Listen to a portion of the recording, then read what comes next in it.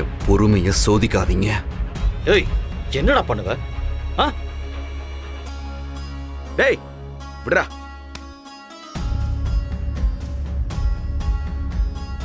உங்களுக்கு என்ன பாவம் பண்ணோம்? ஏன் எங்களை இப்படி போட்டு டார்ச்சர் பண்ற? தயவு செஞ்சு இங்க இருந்து போயிரு.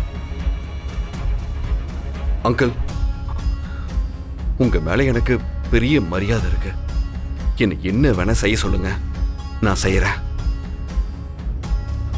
ஆனா துளசி இல்லாம இந்த இடத்தை விட்டு என்ன போன்னு மட்டும் சொல்லாதீங்க. என்னால போக முடியாத. டேய் வாங்கடா. ஏய், உன்ன ப்ரோ நீ வா ப்ரோ, வா.